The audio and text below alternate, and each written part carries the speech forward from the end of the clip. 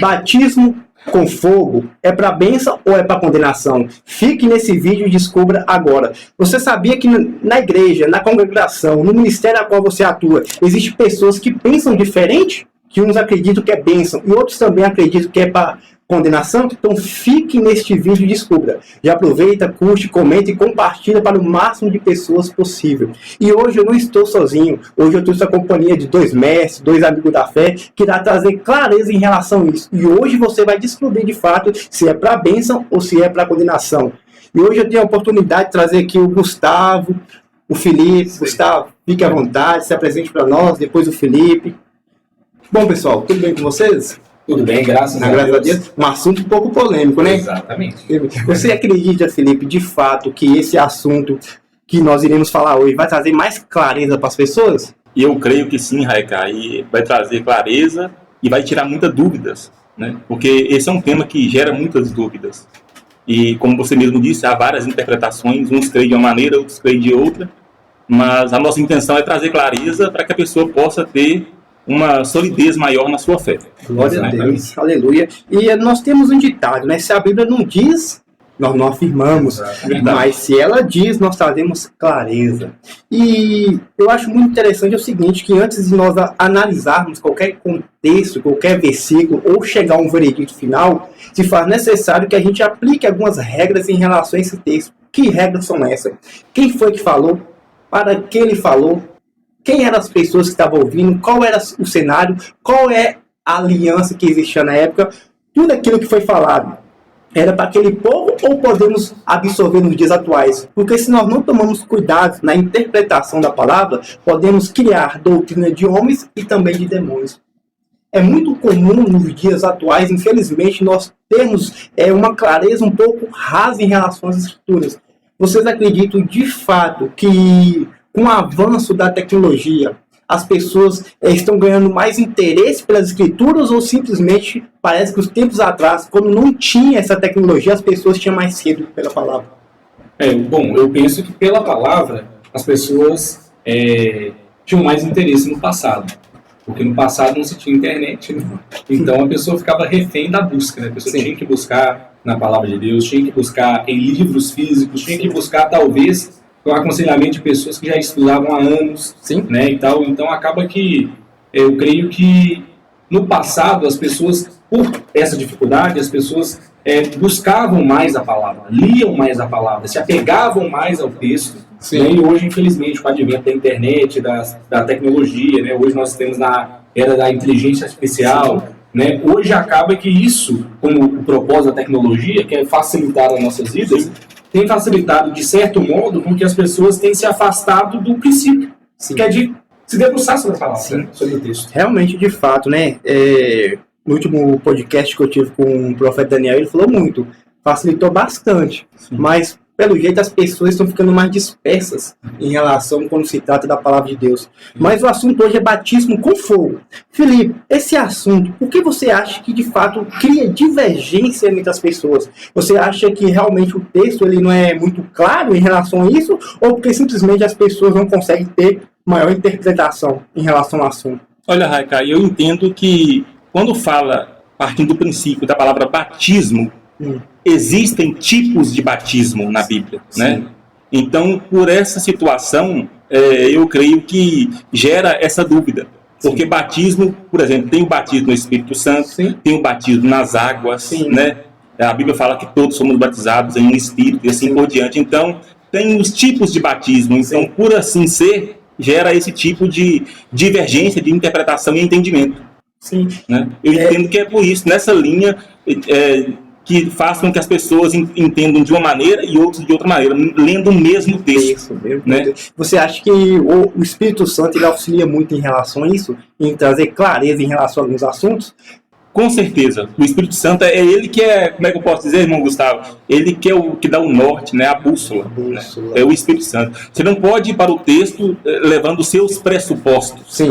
Né? Com os óculos da sua visão. Você tem que ir para extrair do texto o que de fato o texto diz. Se o texto diz algo, eu não posso querer torcer a meu bel prazer. Esse que é o ponto. E é aí que é um ponto que gera muita divergência até no meio cristão, nas várias interpretações que existem da Bíblia. Esse é o ponto. Infelizmente, né, alguns textos estão sendo moldados ao nosso próprio ego, da nossa própria forma, da nossa própria maneira. Mas você acha que a igreja também não tem culpa em relação a isso, não, Gustavo? Bom, eu acredito que, eu não posso dizer, eu digo assim, a igreja, né, mas eu digo que alguns atores aí, né, podem ter contribuído com que essas divergências ocorressem, né? Mas fato é que, se a gente for parar para imaginar, nós temos alguns sistemas, né, que alimentam isso daí. Sim. Por exemplo, nós estamos tratando de um texto onde nós temos duas visões diferentes, onde você tem uma visão tratada pelos pentecostais de uma certa forma, Sim. e nós temos a outra visão tratada por pessoas que não são pentecostais. Sim. Por que eu vou dizer não são pentecostais? Porque a pessoa pode ser carismática, né, e crer da mesma forma, e crer de forma diferente, por aí vai. Então acaba que nós temos diante de um texto onde nós vemos que é visão. Né, são visões diferentes, e isso é interessante também, essa questão dessa multiforme graça, da forma como a graça é derramada sobre alguns, né, e tal. Mas fato é que nós devemos chegar e sempre nos prender na palavra de Deus. O que o texto diz, o que o texto está claro ali, né? Glória a Deus. E outra, o texto nunca vai ter obscuridade. Não. A palavra de Deus não tem obscuridade. Quem tem obscuridade somos nós. A revelação dela é plena, né? Ela é plena. O que faz é o seguinte, é quem acessa essa revelação, né? A mente precisa estar renovada, né? Exatamente, é quem busca por isso. Quem por isso. Ô, Raicar, só um ponto interessante nessa linha que o Gustavo está falando, que duas coisas que são assim primordiais acerca da Escritura é a questão da exegese, de você tirar o que o texto diz, e outra coisa é você interpretar, né, irmão Gustavo? São duas coisas aparentemente próximas, mas são diferentes. Sim. O que o texto diz e o que eu interpreto do texto. São dois pontos. Né? São dois pontos aí distintos, não são a mesma coisa. Porque eu posso ler um texto e interpretar de uma maneira, o irmão Gustavo lê e interpretar de outra maneira, e você lê e interpretar de uma terceira maneira, mas é o mesmo texto, mas a interpretação é divergente. Agora, o que o texto diz não muda. O que a mensagem dele é clara. Agora, o que vai diferenciar é como eu entendo essa mensagem, como eu trago ela para a minha vida ou como que eu aplico ela na minha vida. Até porque também tem um outro ponto também interessante sobre leitura, que nós não lemos apenas com os olhos. Eu lembro que eu tive essa aula de português na faculdade. No semestre passado a gente tratou muito sobre isso. A gente não lê apenas com os olhos. Toda vez que a gente vai ler, a gente vem com a nossa bagagem. Sim. Né? Porque, por exemplo, eu vou ler um texto. Por exemplo, o texto está na língua portuguesa.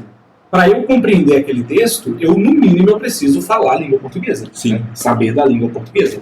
Então, eu não leio apenas com os olhos. Interessante. Eu não leio apenas com os olhos. E mais, a partir do momento que eu leio aquele texto, ele pode trazer para mim um sentido baseado naquilo que eu estou vivendo. Realmente, de fato. E pode não refletir com o que o outro está vivendo. E mais, eu posso estar em um contexto espiritual, em um contexto eclesiológico, né, de igreja ali, onde a minha igreja tem uma visão, né, sobre a palavra de Deus como um todo, e eu uso aquilo como norte para compreender os textos bíblicos. Sim, realmente, de fato, né? Porque a gente não pode criar uma doutrina pessoal, né? Exato. Achar que aquilo de fato deve ser aplicado da forma que eu imaginei. Criar uma doutrina para chamar de sua, ou criar uma Bíblia para chamar de sua. Isso mesmo. Uma tradução a meu prazer, né? Sim, Exato. aqui escuto que as pessoas muitas vezes vão, mas saem muito satisfeito com a palavra. Exato. Eu falo no sentido de não ter amadurecimento, crescimento. De não ser confrontado, de não também, ser talvez. confrontado. Isso. Né? E a palavra de Deus confronta.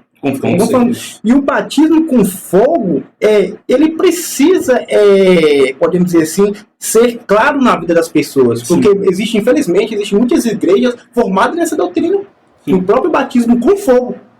Mas hoje nós vamos trazer clareza em relação a esse assunto. Batismo, a gente tem muitos na Bíblia, né? Na Antiga Aliança, alguns simbólicos, né? Moisés, o dilúvio, batismo simbólico. Mas na Nova Aliança, Jesus fala do novo nascimento, né? Que é o crer em Cristo como Salvador, né? Temos o segundo batismo, que é o batismo nas águas, e também no Espírito Santo. O texto a qual nós vamos ler vai falar também sobre o batismo com fogo. Sim. Com fogo, o fogo queima. A Bíblia, o que ele fala de fato sobre fogo? Quando a gente olhamos para Deus e o fogo, há alguma semelhança? É interessante, porque a própria Escritura chama Deus de fogo consumidor, né?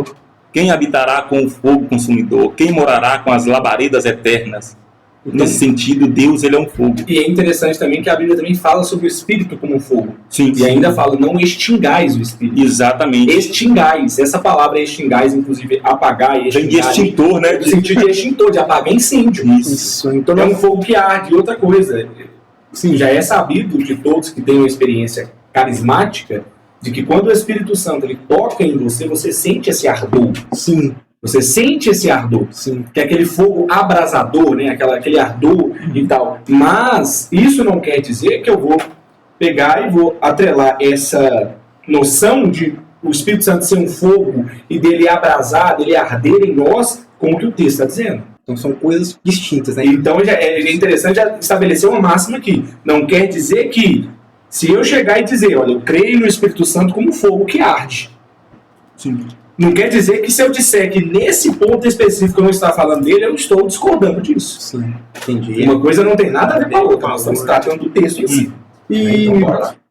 batismo com fogo, né? A gente vê, principalmente nos evangelhos, Mateus, Marcos, Lucas e João, falando um pouco sobre isso. Mas qual é o texto básico que a gente vai pregar para destrinchar nessa noite? Como você acha? De Lucas, Marcos? Eu sugeriria o texto de Mateus, capítulo 3. Mateus, então vamos lá. Isso. 3, qual versículo? Vamos para. Mateus 3. Bom, deixa eu pegar Vamos o ler verso do 1 ao 12, eu acho que seria interessante. Acho que é mais fácil, né? A compreensão. Podemos ler do 1 ao 12? Vamos detalhar cada versículo, fica mais fácil, né? E naqueles dias apareceu João Batista, pregando no deserto da Judeia. Quem era João Batista? João Batista era aquele precursor, né? Sim, Filho de Zacarias, sim. que veio para anunciar a vinda do Messias, Então, preparando o caminho, né? ele já tinha um propósito. né? Exatamente. E interessante que João Batista, você tem dois sentidos, né? Batista, tem muita gente que fala que Batista é de batismo. Sim, Né, popularmente falar sobre isso. Mas também tem uma outra visão que Batista vem de abatedor.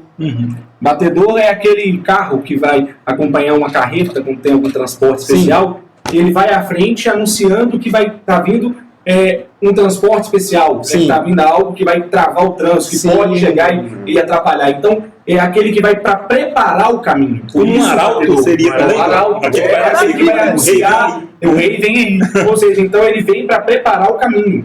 Ou seja, ele está fazendo o papel de batedor. Sim, Ele veio para abrir o caminho para que Cristo viesse. ele veio para um propósito. E ele cumpriu esse propósito. Né? Ele cumpriu. Jesus fala que daqueles que nasceram de mulher, de carne, né? Ele era o maior. Exatamente. Ele é o maior. Então João Batista não era qualquer pessoa que anunciava sobre Cristo. Né? A gente vê que no versículo 2... Ele era um homem distinto. Tá? Né? E dizendo, arrependei-vos porque é chegado o reino dos céus. Então você vê que essa era a mensagem de João Batista, de arrependimento. Se ele estava anunciando arrependimento, é porque o povo não estava se arrependendo. Exato. E é interessante também a mensagem de João Batista, ela carrega consigo como ele era um profeta. Sim. Né? Ele era um profeta, ele veio para falar sobre Cristo, ele falava sobre Jesus, ele profetizava sobre Jesus. Sim.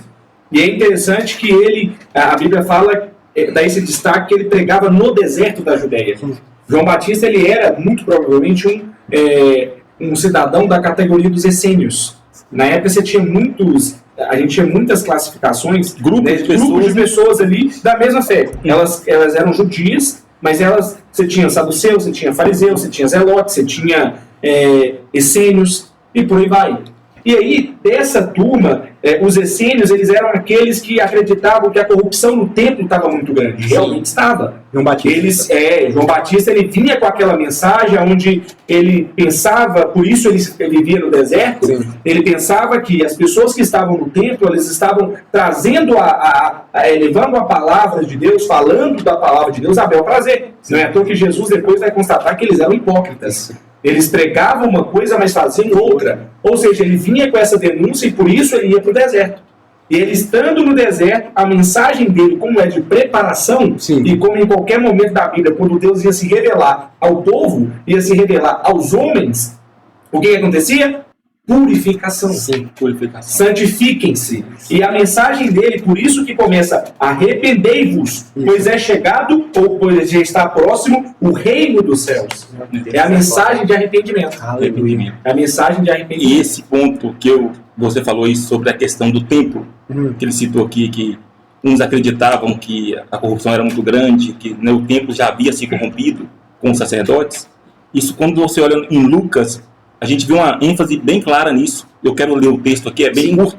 Lucas 3, falando lá da pregação de João Batista, né, ele dá um contexto histórico, quem que era o imperador na época, quem que era o governador da Judéia.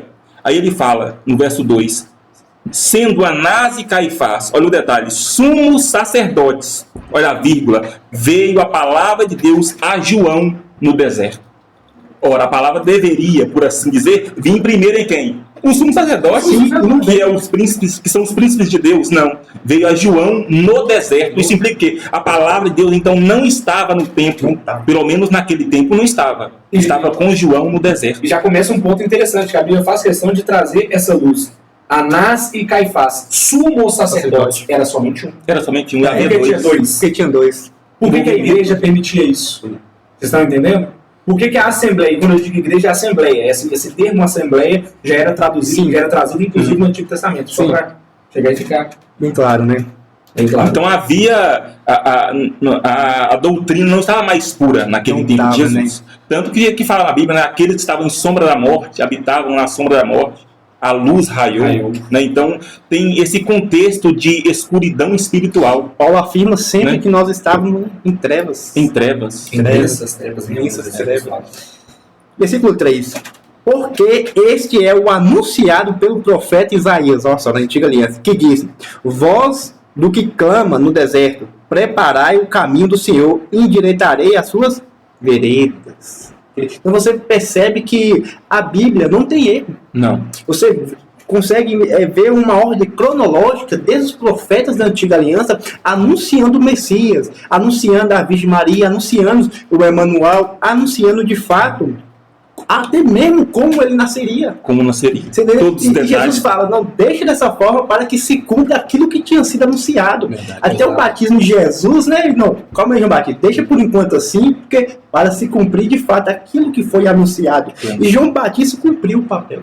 Sim. E nós, como igreja, a gente tem que olhar para João Batista e ver também como podemos dizer, um profeta que de fato, mesmo indo contra a sociedade, ele anunciou a palavra. E é interessante dois pontos específicos também, até do que foi lido, né? Primeiro, que ele traz a alusão do que o profeta Isaías disse. Sim. Aí a gente vê que a Bíblia toda, eu tenho que ficar claro que o personagem principal da Bíblia por completo, de Gênesis a Apocalipse, é Jesus Cristo.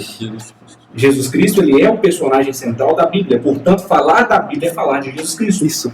Aí, né, que a Bíblia não é aquele livro que contém a palavra de Deus, não é como um jornal onde abre aspas e fala, olha, essas são as palavras de Deus. Não, a Bíblia é a palavra de Deus. Por definição, né? Por definição. É a palavra de Deus. Por que é a palavra de Deus? Porque fala sobre Deus. Glória a Deus. É o único livro que fala diretamente, especificamente sobre Deus. O conteúdo primário é sobre Deus. E a gente vê um profeta da antiga aliança, lá de Isaías, né, sendo anunciado por outro profeta, João Batista, sobre a mesma pessoa que é Jesus Cristo. Ou seja, é o cumprimento de uma profecia acontecendo. E mais também. Outro ponto interessante que envolve João Batista também, até para contextualizar. Sim. Nós estamos falando de um período onde o povo está vindo de um período chamado interbíblico. Sim. É um período que separa o Antigo Testamento, a Antiga Aliança, o que está descrito aqui, aquela página em branco da Bíblia, do Novo Testamento.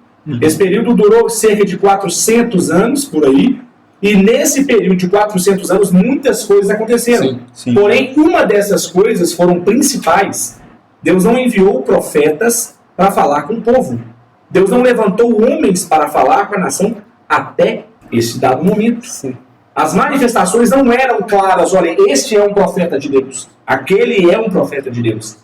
E nós vemos agora, depois desse tempo todo, vem João Batista. O que acende, inclusive, no povo, aquela preocupação. Será você o Messias? Sim. Era o que eu ia dizer aqui. Você está entendendo? Ele veio com tanta ênfase, né? Que ele veio com essa pensaram ênfase. Que ele era o Cristo. Então tinha um clímax, e aqui a gente já pode chegar a partir disso, porque a Bíblia não está dizendo, relatado aqui a princípio, sobre qual era o público que estava ali, mas nós já podemos garantir o seguinte, era toda a classe de pessoas. Sim.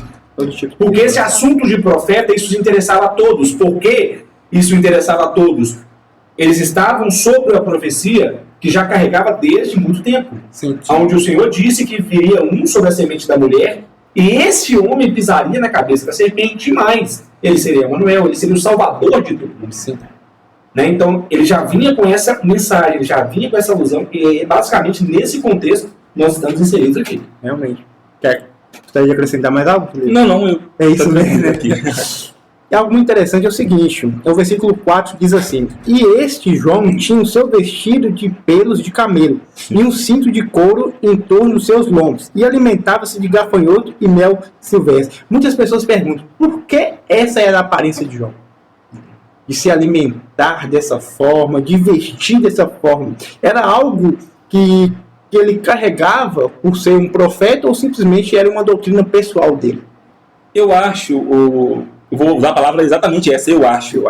Porque, assim, eu acho que tem a ver, na verdade, assim, essa questão de João Batista, por ele ser assim, o tipo de alimento, o tipo de veste, tem muito a ver com a profecia que está descrita na página branca antes de que você citou aí, que é no Antigo Testamento, que fala, eis que vos envio o profeta Elias. E aqui não estou falando de reencarnação. Sim. O próprio anjo Gabriel falou para Zacarias que João Batista viria no poder e espírito de Elias. Exato. Não é uma reencarnação. Não é que o Elias, por assim dizer, ele mesmo veio em João Batista, não. Ele veio no poder e no espírito de Elias, ou seja, semelhante a Elias, com missão semelhante. Uma missão de ser um grande profeta num tempo de muita dificuldade para o povo. Por isso que Jesus fala, eis que Elias já veio. Jesus fala sobre isso. Porque ele falava assim, mestre, é importante que Elias venha primeiro, antes do Messias. Ele fala, Elias já veio. E eles entenderam que ele falava de João Batista. Isso está nos evangelhos. Então eu creio que isso é uma resposta à questão da profecia sobre Elias. O Elias retornar, ou ele vir antes do Messias, anunciando a chegada do Messias.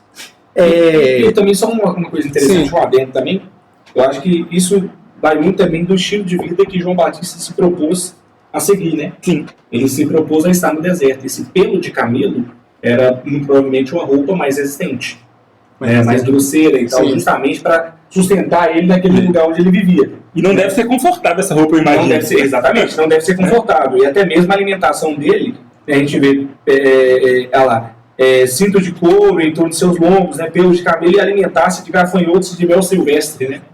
E aí gera aquela dúvida, né, que as pessoas falam, gafanhoto não é um animal, é uma planta, então não quero entrar nesse método. Não quero entrar nesse método, mas fato é que muito provavelmente essa alimentação e essa roupa é justamente ao fato de trazer aquela alusão do estilo de vida a qual ele se propôs a viver. A gente está trazendo aqui, né, um pouco do personagem, né, o João Batista, e nós temos o Paulo.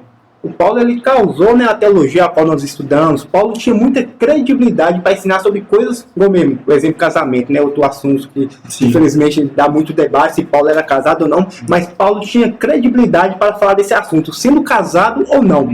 João Batista, ele que anuncia o batismo com fogo, você acredita que ele também tinha credibilidade para falar sobre isso?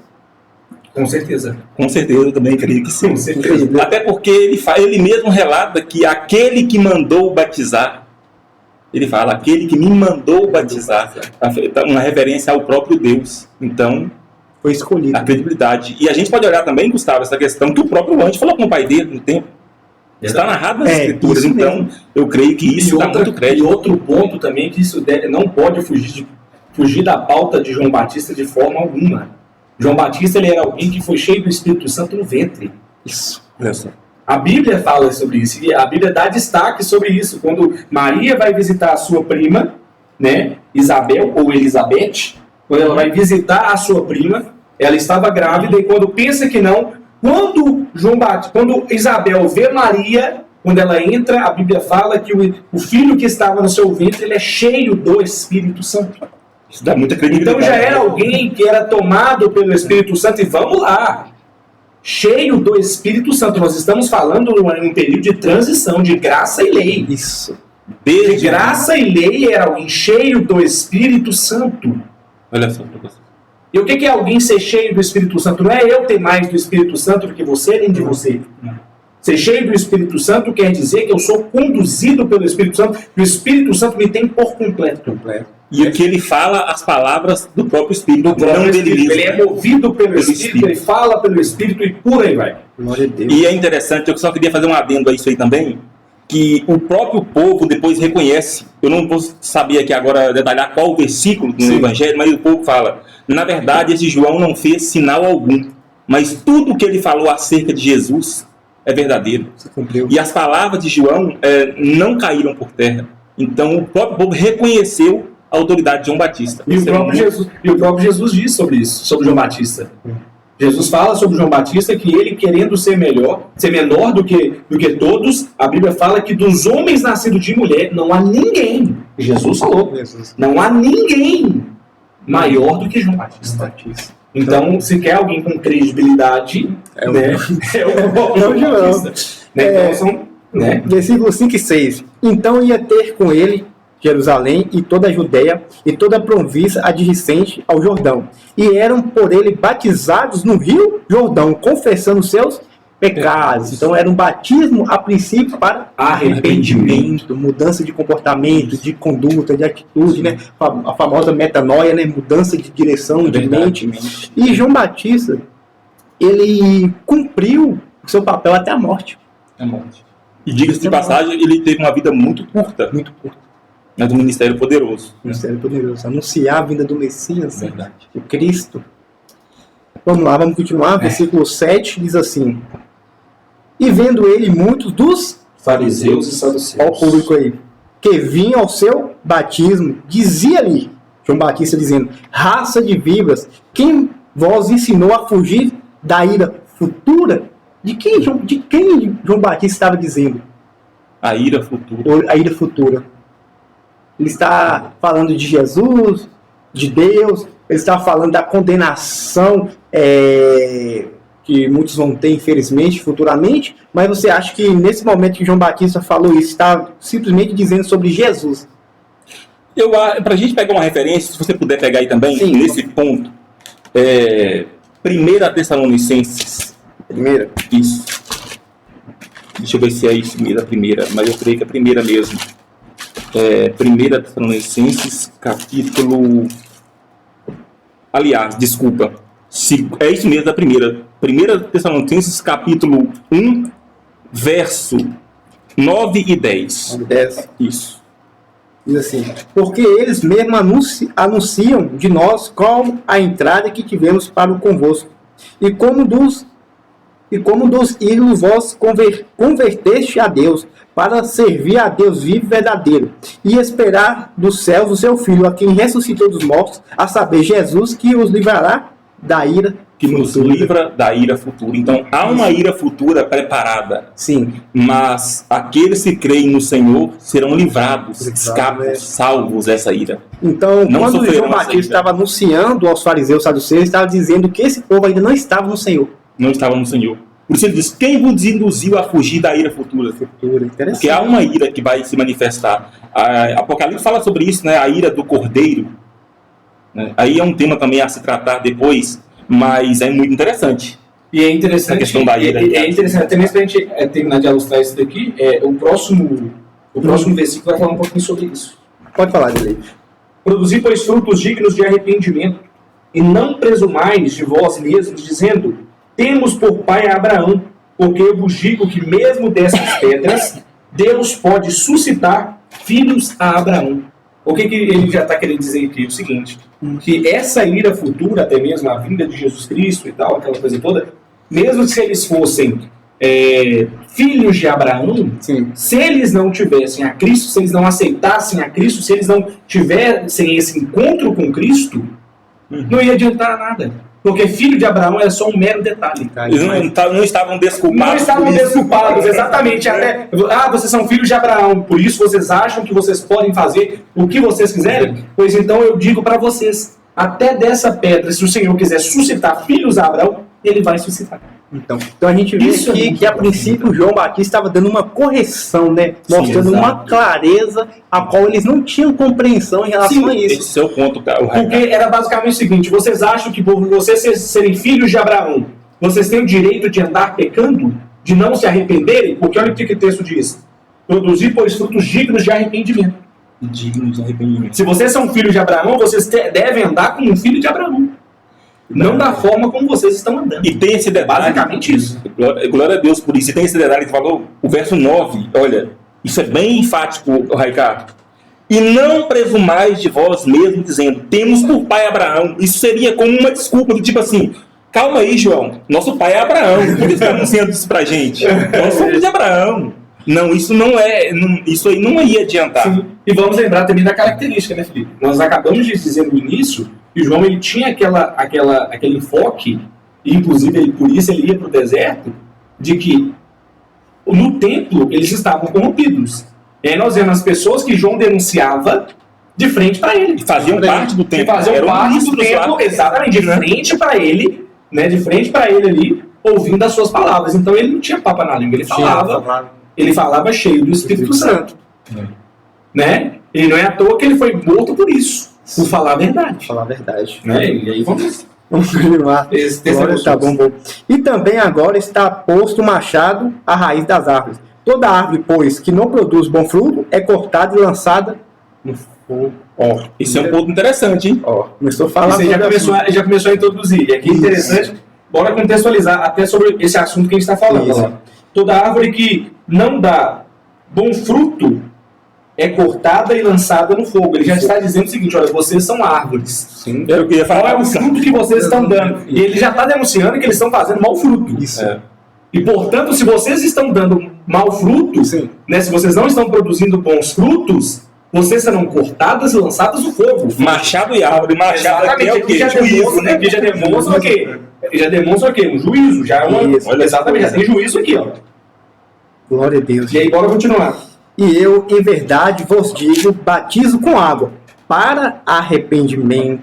Mas aquele que vem após mim é mais poderoso do que eu, cuja alparcas não sou digno de levantar. Ele vos batizará com o Espírito Santo e com fogo. Primeiro ele anuncia que aquela árvore que não estiver dando fruto, não estiver dando resultado, que não está alinhada ao Senhor, será cortada e lançada ao fogo. Sim. Depois ele fala que o Cristo viria e ele os batizará com o Espírito Santo e com fogo. E o verso 12, se você puder ler também. Sim. Em sua mão tem a pá e limpará a sua eira, e recolherá no celeiro o seu trigo, e queimará a palha com fogo que nunca se apagará. Aí esse fogo aqui é o fogo a princípio. Esse aqui certamente é o de condenação. Esse do verso 12. Queimará a palha com fogo que nunca se apagará. Isso aí nós não temos fogo eterno. Isso aí nós não temos não há dúvida. Exato. Agora o problema todo está no versículo 11. A questão do fogo que a gente está tratando é do verso 11. Porque se nós formos analisar o contexto por completo dessa passagem, o contexto público a qual é direcionada essas palavras, né, o que precede essa fala dele, a gente vai ver que é no sentido de condenação. Mas aí tem um negócio interessante. Essa mesma condenação, ela parte de uma pessoa. O focal point de condenação é uma pessoa só. Jesus Cristo. Porque olha só, ele chega, ele vai chamar a atenção deles, olha, a árvore que não dá bom fruto é cortada e lançada no fogo. Já está chamando a atenção deles, olha, vocês não estão dando bons frutos, e saiba que o machado está posto à raiz das árvores. Ou seja, olha, vocês não estão produzindo bons frutos e vocês vão pagar por isso, vocês podem responder por isso, e aí vai mais. Porque eu, em verdade, batizo com água para arrependimento. Eu estou batizando aqui com água para arrependimento, é para vocês se arrependerem disso que vocês estão fazendo. Deixarem de praticar esse caminho. Porém, olha só para você ver, aquele que vem após mim é mais poderoso do que eu. E aí ele contextualiza, né, cujas sandálias não sou digno de levar. Ele vos batizará, ou seja, o próprio Jesus. Jesus, ele é o focal point, por quê? Todos vão ter que vir até Cristo. É o que o texto está dizendo. Porém, esse Jesus, ele vai batizar de duas formas. Com o Espírito Santo e com fogo. O mesmo Jesus, ele batiza com o Espírito Santo e com fogo. Então, vamos lá. O focal point dessa questão, se é condenação ou se não é, é o seguinte, é quem é que está indo até Jesus. Sim. Porque o fogo e o Espírito estão na mão da mesma pessoa. E aqui também, falando ainda daquela questão que nós estávamos no início de interpretação, Sim. essa interpretação que o Gustavo trouxe é bem pertinente. E é um ponto que João fala, olha, eu vos batizo com água. Ele foi humilde, né? Eu não sou juiz para julgar vocês e condenar vocês. Porém, o que você citou aí, aquele que vem após mim, ele pode salvar e destruir. Salvar, você entenda por espírito, e o fogo por destruição, condenação. Interessante esse ponto você analisar. Porém, aqui ele fala, olha, mas aquele que vem após mim é mais poderoso do que eu. Aí já fala a questão do poder. Sim. Ele vos batizará com Espírito Santo e com fogo. Espírito Santo para salvação, nesse contexto. E fogo para condenação. Ou seja, ele pode salvar, mas também pode destruir. Nele está, na mão dele, porque ele é o juiz. Exato. Então, isso é uma interpretação também que eu vejo, que essa questão do fogo também como condenação, sim. Sim. Né? Embora nós vamos tratar do outro lado também, Sim. Mas é pertinente isso, tá? Então, a princípio, né, o texto ele dá clareza, né, por causa do público, da forma que João Batista fala, sim. todo o cenário e acontecimento que estava movimentando naquela época. Então, da forma que ele anuncia para aquele povo específico, era para condenação. Era para condenação, para aquele povo específico. E isso é importante, mas e aí o que gera dúvida, e agora vamos lá, nós passamos esse primeiro ponto e falamos sobre condenação. Sim. Mas o que gera dúvida nas pessoas é justamente por conta dos outros textos, as mesmas passagens que relatam sobre a mesma história. E a gente vai lá em Marcos capítulo 1. Nós iremos ler a pregação de João Batista, lembrando o seguinte: Mateus e Lucas beberam nas águas de Marcos. Sim. Marcos, se a gente for olhar historicamente, né, o livro de Marcos ele foi o primeiro evangelho a ser escrito. Marcos. Escrito pelo jovem, denominado até mesmo pelo jovem João Marcos, que foi ensinado por Pedro. Pedro ditou para João Marcos o que ocorreu, e lembrando que Pedro era aquele que estava próximo de Cristo. Tinha os 12, depois tinha os 3, ele estava entre os 3. Os 3, né? Eram aqueles que recebiam, né, diretamente de Cristo, aqueles que tinham mais intimidade com Cristo. E aí Pedro, narrando para João Marcos escreve, ele é o primeiro livro a ser escrito, e depois os outros evangelhos, eles vão beber das fontes de Marcos. Sim. E aí olha o que João Marcos vai dizer. Capítulo 1 em diante, aí vamos lá, versículo 1. Princípio do evangelho de Jesus Cristo, Filho de Deus, como está escrito nos profetas: eis que eu envio o meu anjo ante a tua face, o qual preparará o teu caminho diante de ti. Olha que maravilhoso, está em Malaquias, né? Sim. Profecia sobre João Batista. Sim. O meu anjo, olha que coisa interessante. Voz do que clama no deserto: preparai o caminho do Senhor, endireitai as suas veredas. Isaías, conforme estava falando em Mateus. É o mesmo texto. Apareceu João batizando no deserto e pregando o batismo de arrependimento para a remissão dos pecados. Então, primeiro, olha só para você ver, para a gente compreender aqui. Ele vai iniciar, né, vai dar o início ali do texto, ele vai dar um prefácio, ele vai falar sobre quem era João Batista e sobre qual era a mensagem dele. Sim. Então, temos duas coisas. João Batista, ele era um profeta, e aí vem Malaquias, né? Malaquias 3, profetizando sobre a pessoa de João Batista, que ele seria o anjo do Senhor, ante a tua face, para preparar o caminho diante de ti. E depois ele vai falar sobre Isaías, sobre a mensagem dele, o papel dele. Voz do que clama no deserto, preparai o caminho do Senhor, endireitai as suas veredas. E agora nós estamos falando sobre o que aconteceu em si. Sim. Então ele está contando o que aconteceu. Apareceu João Batista no deserto, pregando o batismo de arrependimento para a remissão de pecados.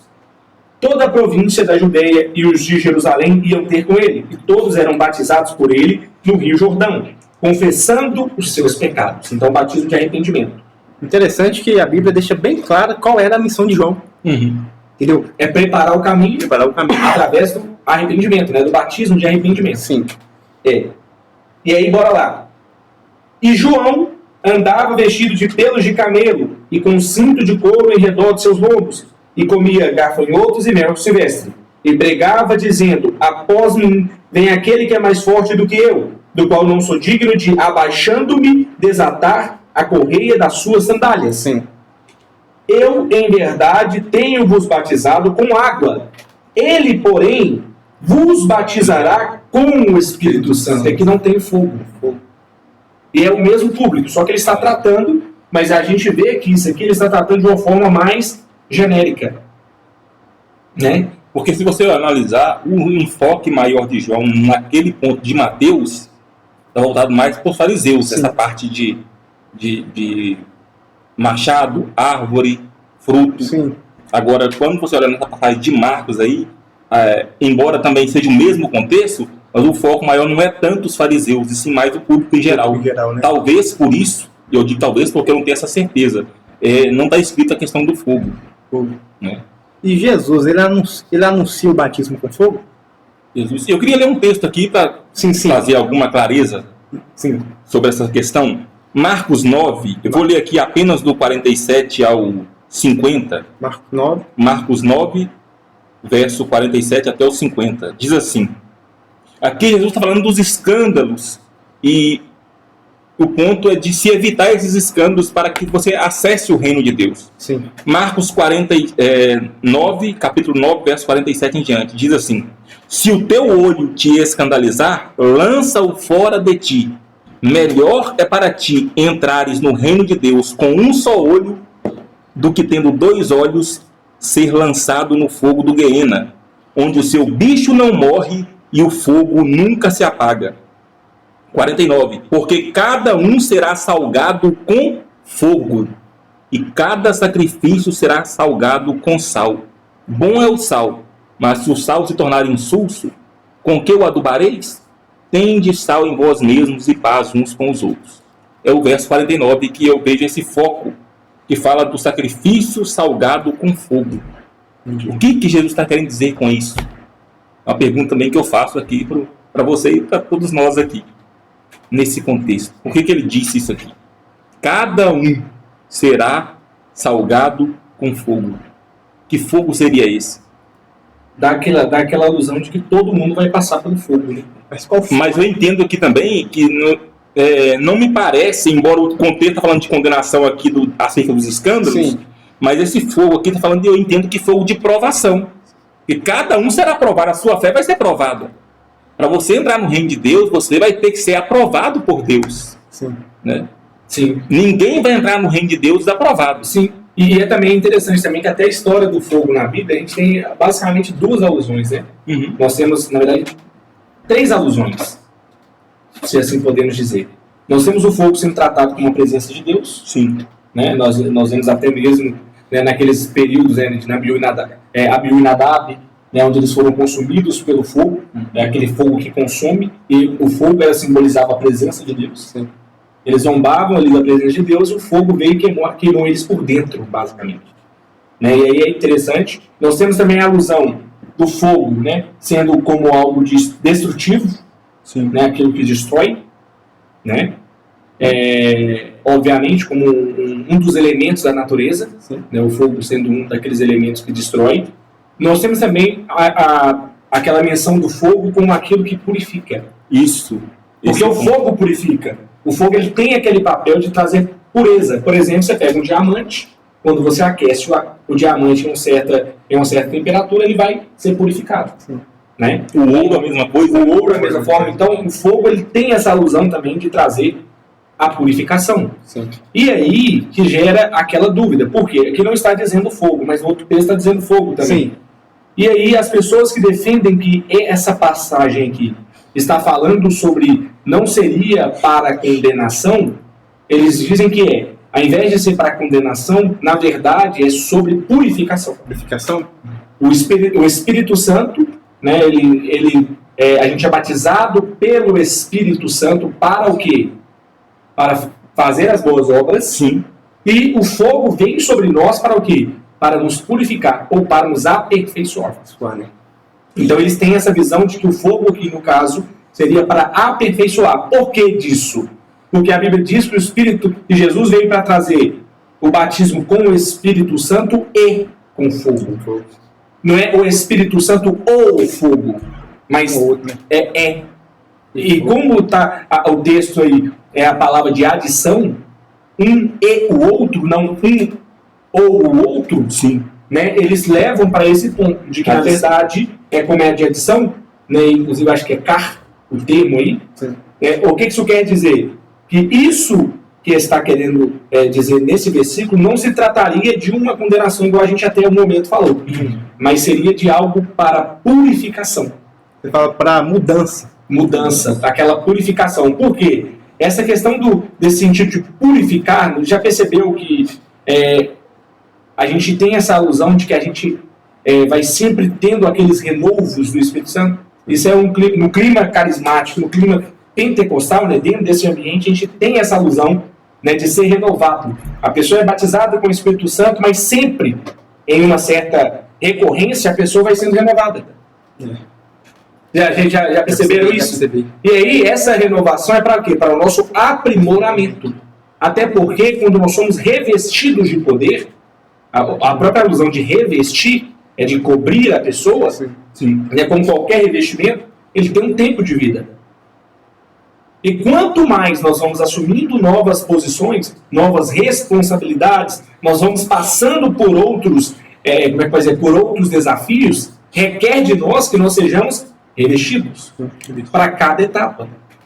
Porque o revestimento de poder que acontece, inclusive, até mesmo lá em Atos, né, que começa, né, essa alusão de revestimento de poder, essa questão do revestimento de poder, ele é para fazer a obra de Deus. Glória a Deus. Nunca que a gente vai ver, inclusive a gente vê isso lá em Atos muito claro, de que o revestimento de poder não é para a pessoa chegar e dizer, olha, eu tenho o Espírito Santo e você não tem. Mas é muito ao contrário. Glória a Deus. Traz aquela ilusão de que a pessoa, ela tem tanto do Espírito que aquela pessoa é guiada pelo Espírito Santo para fazer aquela obra. Amém. E o Espírito Santo vai guiando a pessoa em várias direções, em vários caminhos, conforme ele deseja. Né? Amém. Então, o ênfase final, né, é que podemos entender que o batismo com fogo pode ser aceito das duas formas. Sim. Tanto para condenação, mas também para edificação, mudança, transformação, Exato. trazer um norte para as pessoas. Sim. Mas como saber de fato qual o tipo de batismo que eu estou recebendo? Se é o de condenação ou de mudança? Você acha que é através dos frutos? Através dos frutos e através, eu diria, do sofrimento pelo Evangelho. As lutas, as tentações, porque o cristão passa por muitas lutas e tentações, né, irmão Gustavo? Verdade. Eu queria ler um texto, se você me permitir, Raiká. Atos, capítulo 14, verso 22. Atos 14, 22. Paulo, aqui nesse contexto, ele havia há pouco tempo sofrido um apedrejamento. Sim. Vou ler o verso 21.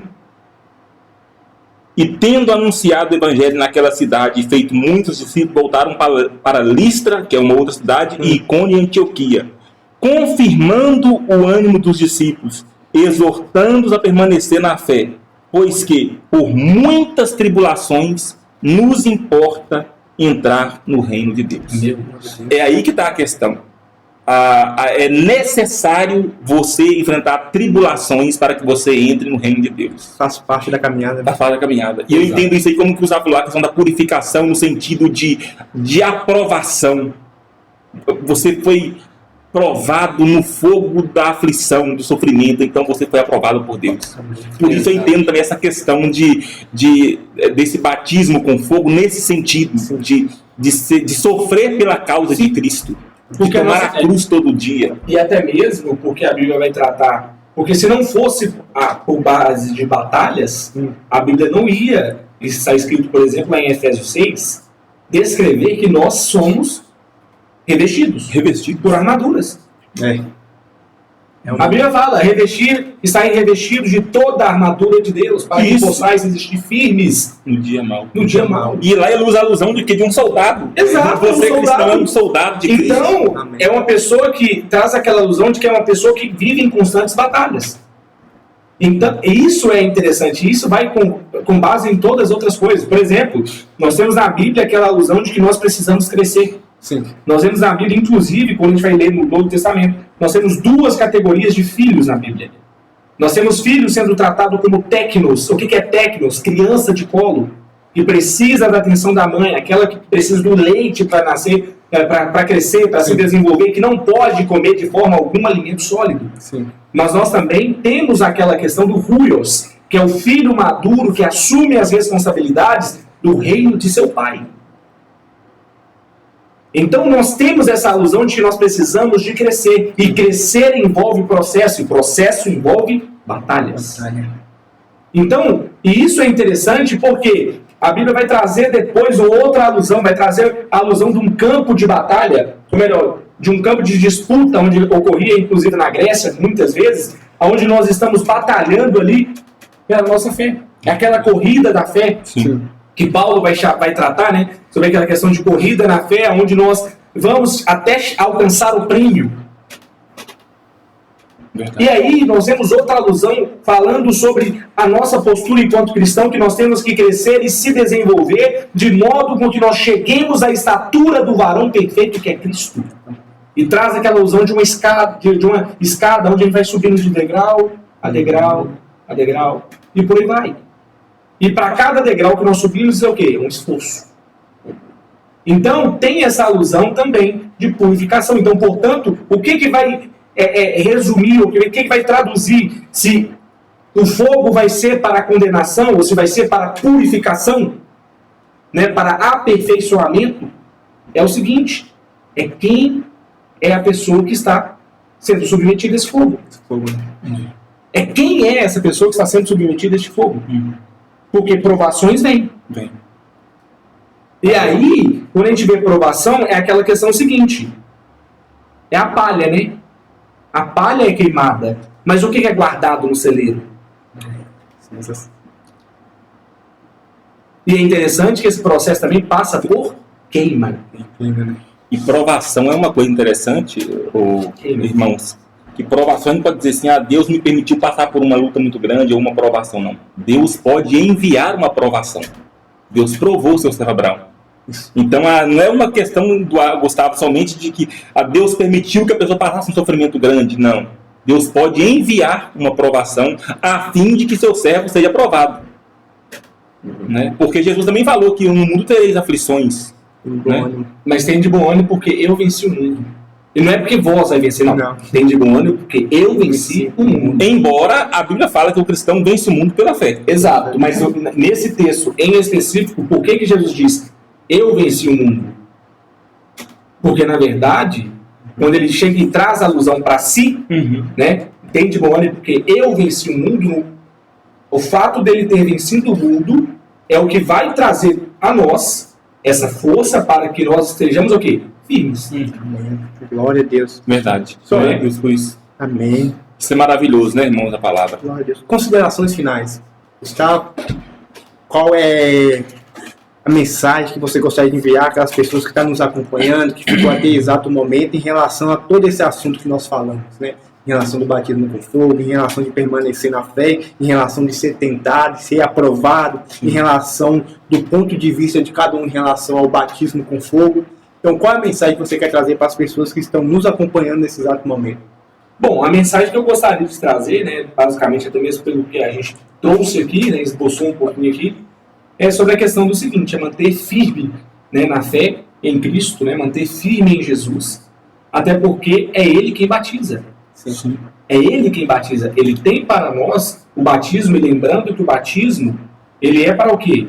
Para aperfeiçoamento. Porque quando nós somos batizados pelo Espírito Santo, quando o Espírito Santo age dentro de nós, o propósito do Espírito Santo é que nós sejamos parecidos com Jesus. Amém. E Ele quer nos tomar de modo com que nós sejamos cheios dEle. E ser cheio dEle é ser totalmente tomado pelo Espírito. Portanto, se submeta à obra do Espírito. Se submeta à obra do Espírito. Porque quando você se submete à obra do Espírito, você está nele. E estando nele, você vai produzir frutos dignos de arrependimento, como pregava João Batista. Você vai estar produzindo em si, né? Ele estará produzindo em você o fruto do Espírito. E isso são obras louváveis. Portanto, quem caminha no Espírito não teme o fogo. Amém. Mas deseja passar pelo fogo a fim de que seja aprovado e mais. aperfeiçoado.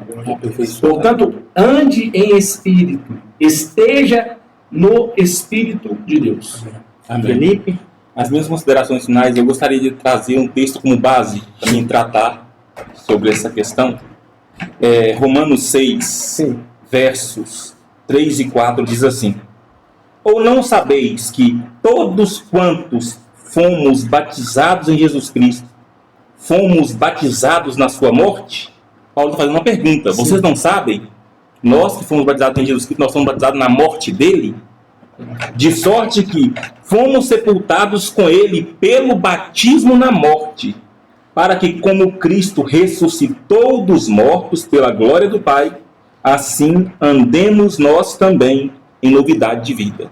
Então, o que eu quero deixar é essa mensagem de que o batismo em Jesus foi um batismo na morte do Senhor, no sentido de que ele morreu e ressuscitou.